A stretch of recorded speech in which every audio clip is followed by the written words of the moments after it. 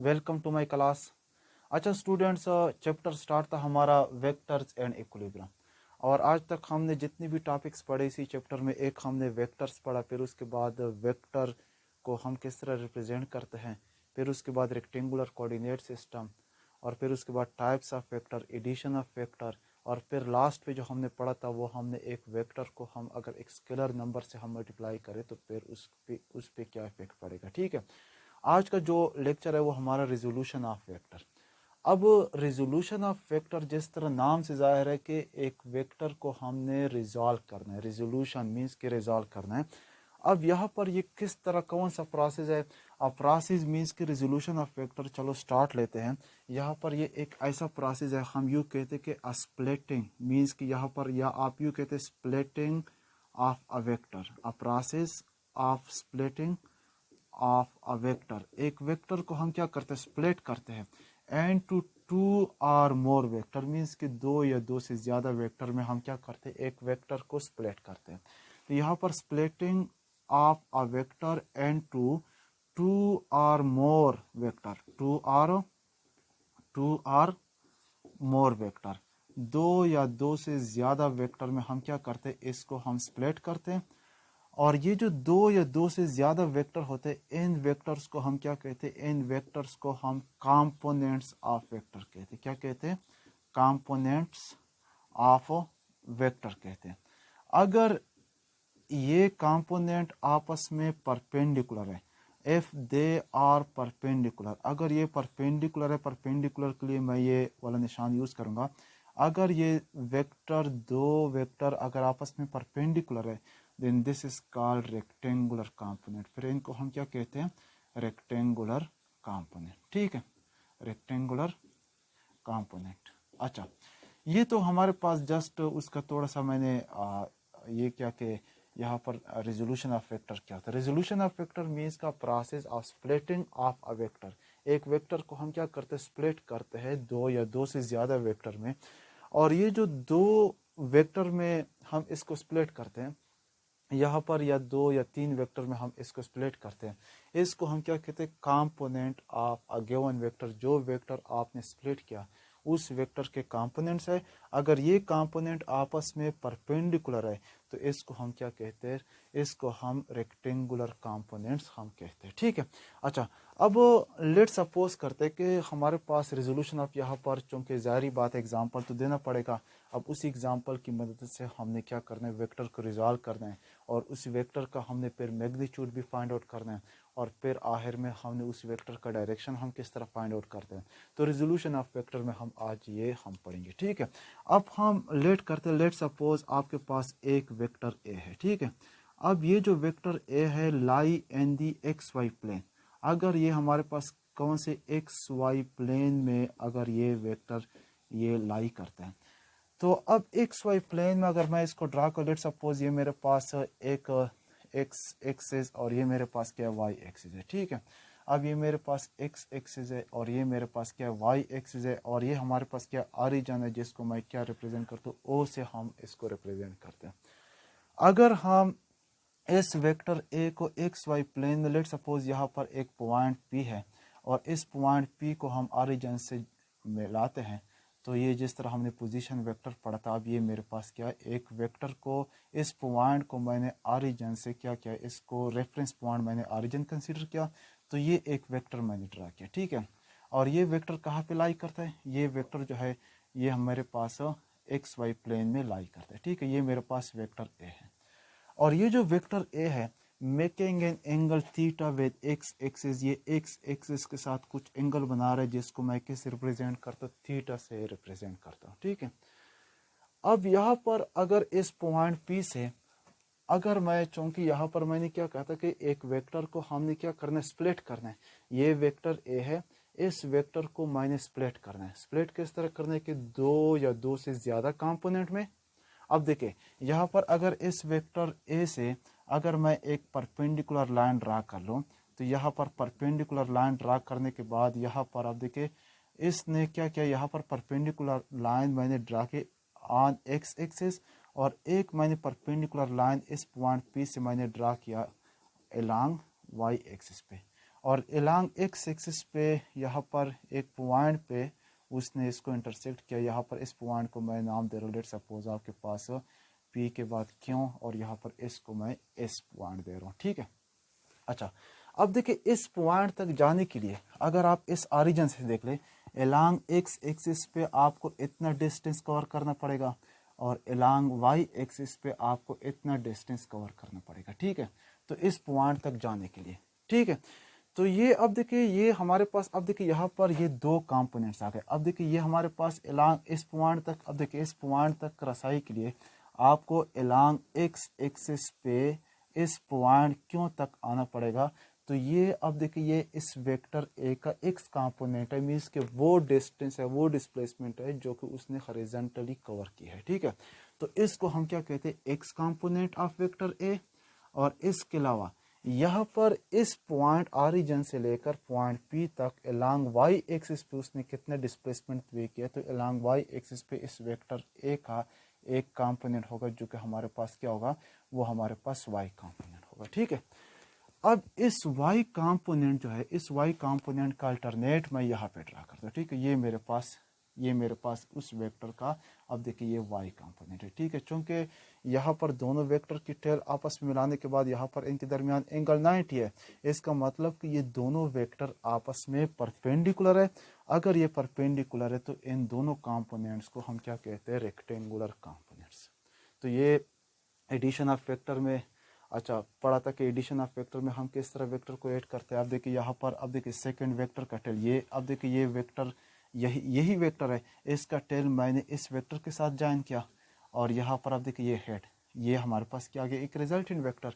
तो addition of vector में अगर आप एडिशन ऑफ वेक्टर की मदद से अगर आप देख ले तो यहाँ पर वेक्टर ए जो है हम इस तरह भी लिख सकते हैं। अब देखिए यहाँ पर वेक्टर ए का एक्स कंपोनेंट और इसके अलावा वेक्टर ए का वाई कंपोनेंट हम इस तरह भी लिख सकते हैं, या आप इस तरह लिख ले, यहाँ पर vector A is equal to A, और यहाँ पर आप वेक्टर ना डालें क्योंकि यहाँ पर हम क्या लगाते हैं, यहाँ पर इसका डायरेक्शन स्पेसिफाई करते हैं आई यूनिट वेक्टर, क्योंकि अलोंग एक्स एक्सिस पे हमारे पास कौन सा होता है, आई यूनिट वेक्टर। ये यूनिट वेक्टर हमने पढ़ा था कि unit vector is just a vector whose magnitude equal to 1 but it's give the direction of given vector. तो ये एक वेक्टर की डायरेक्शन आपको बता रहे हैं, ठीक है। तो ये unit vector along X axis पे वाई आई यूनिट वेक्टर होता है, अलोंग वाई एक्सिस पे J unit vector, along Z axis पे हमारे पास क्या के यूनिट वेक्टर होता है, ठीक है। अच्छा, अब यहाँ पर ये वेक्टर वाई ए का वाई कंपोनेंट है, तो यहाँ पर हमारे पास क्या होगा, जे यूनिट वेक्टर आ जाएगा, ठीक है। इसको मैं इक्वेशन 1 नाम दे रहा हूँ, ठीक है। अच्छा, अब ये मेरे पास दो वेक्टर है। अब देखिए इन दोनों वेक्टर को, अब देखिए यहाँ पर ये हमारे पास वेक्टर ए है, इस वेक्टर ए का एक वाई कंपोनेंट है और एक हमारे पास कौन सा कंपोनेंट है, एक हमारे पास एक्स कंपोनेंट है। तो ये एक्स कंपोनेंट को भी हमने कैलकुलेट करना है, वाई कंपोनेंट को भी हमने कैलकुलेट करना है, क्योंकि यहाँ पर हमने इसी वेक्टर ए को स्प्लिट किया और ये दोनों आपस में परपेंडिकुलर है और इसको हम रेक्टेंगुलर कंपोनेंट हम कह सकते हैं, ठीक है। अच्छा, अब यहाँ पर चूंकि वेक्टर ए का हमने क्या करना है, जो वेक्टर हमने स्प्लिट किया उसका मैग्नीट्यूड भी हमने कैलकुलेट करना है, उसका डायरेक्शन भी हमने कैलकुलेट करना है। तो उसकी मैग्नीट्यूड और डायरेक्शन को कैलकुलेट करने के लिए हमें उसी वेक्टर के कंपोनेंट्स हमने पहले फाइंड आउट करने हैं। अगर हम एक्स कंपोनेंट, हमेशा जब भी आप एक्स कंपोनेंट आप फाइंड आउट करते, x component of a vector, x component of a vector, एक वेक्टर का जब भी आपने एक्स कंपोनेंट आपने फाइंड आउट करना है तो हमेशा, अब देखिए एक और बात है, यहाँ पर एक ट्रायंगल बनता है। अगर आप देखिए इस ट्रायंगल में देख ली ओ पी क्यू, ये हमारे पास एक ट्रायंगल बनता है। अगर इसी ट्रायंगल में देख ले, ट्रायंगल ओ पी क्यू, लेकिन एक ऐसा ट्रायंगल जिसमें एक एंगल 90 के बराबर हो, तो उस ट्रायंगल को हम क्या कहते हैं, right angle triangle, right angle triangle, right angle triangle. तो अब ये मेरे पास एक राइट एंगल ट्रायंगल है और हम इजीली हम ट्रायग्नोमेट्रिक फार्मूले हम यहाँ पे इस्तेमाल कर सकते हैं इसी ट्रायंगल के ऊपर। अगर इसी ट्रायंगल में अगर आप देखें यहाँ पर एक्स कंपोनेंट हमने कैलकुलेट करना है, तो एक्स कंपोनेंट जब भी हम कैलकुलेट करते हैं हमारे पास कौन सा फंक्शन होता है, कास का फंक्शन हम यूज़ करते हैं। तो कास की फंक्शन से हम क्या कर सकते हैं, हम इसको कैलकुलेट कर सकते हैं।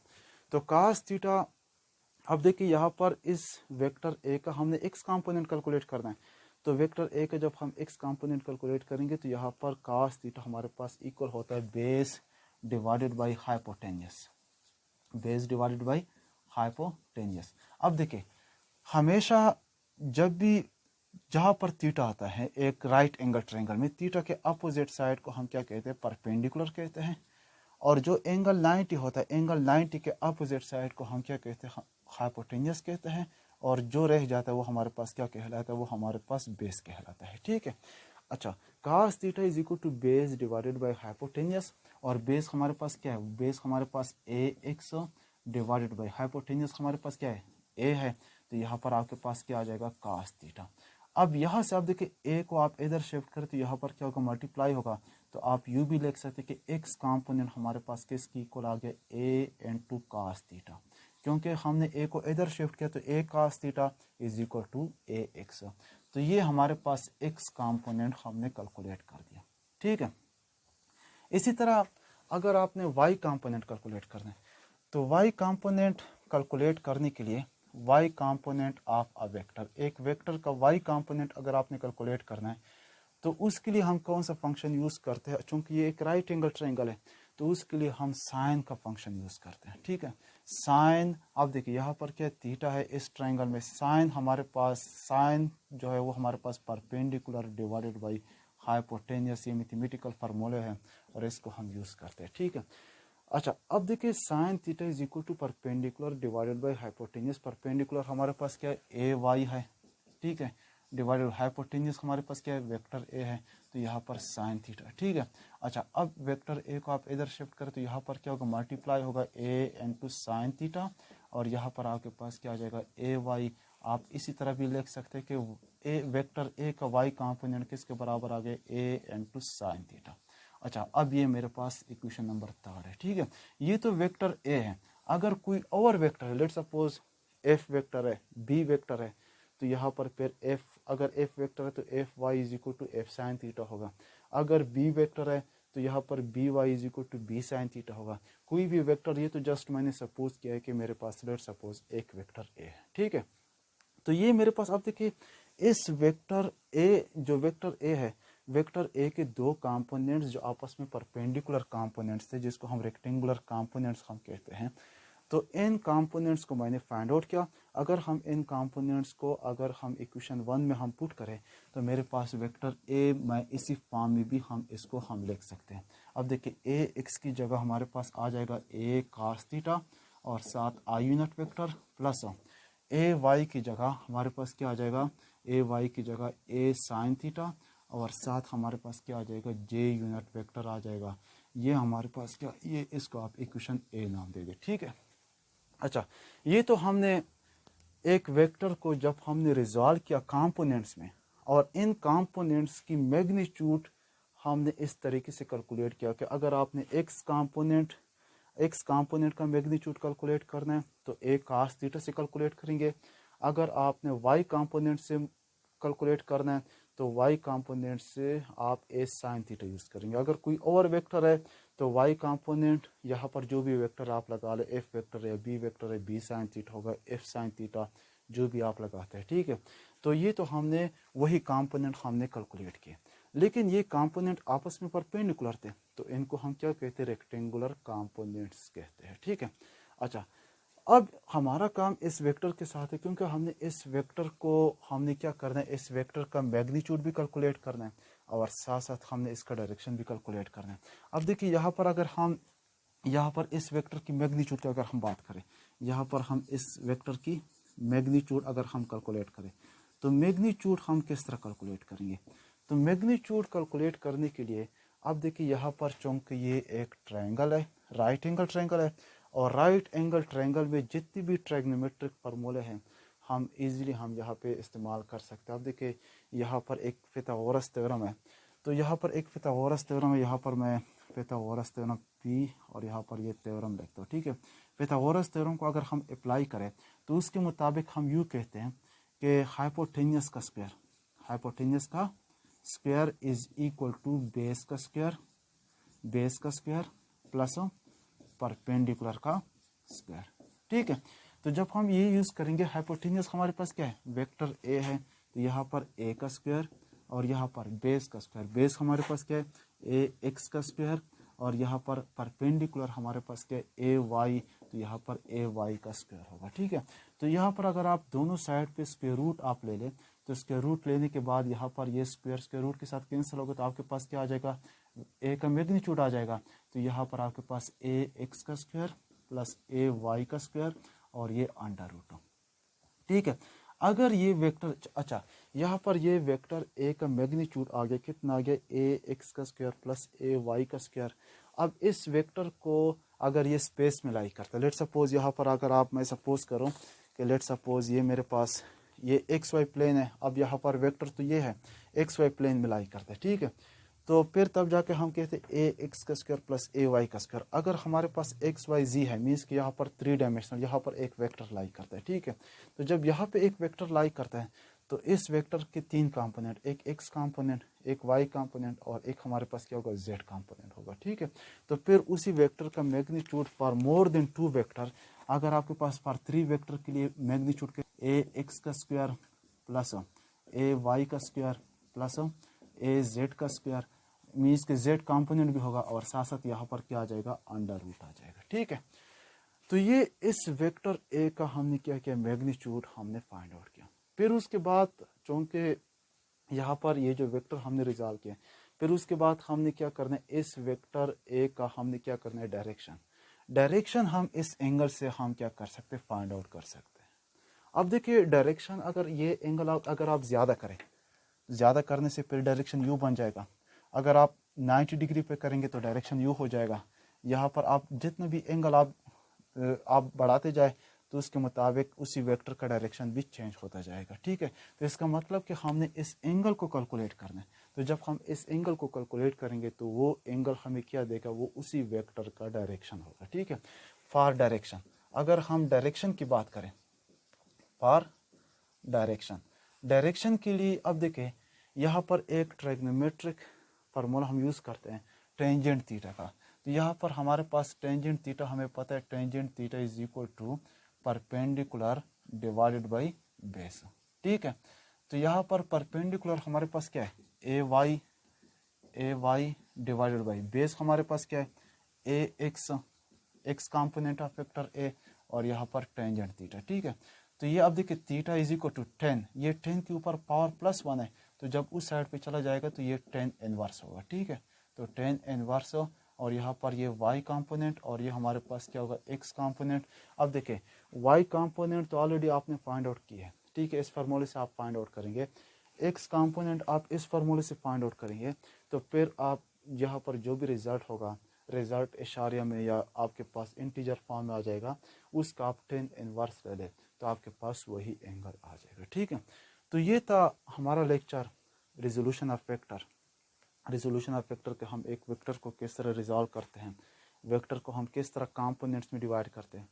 कंपोनेंट्स 2 या 2 से ज़्यादा कंपोनेंट्स भी हो सकते हैं, और अगर ये कंपोनेंट्स आपस में परपेंडिकुलर है, तो फिर हम इनको रेक्टेंगुलर कंपोनेंट्स हम कहते हैं।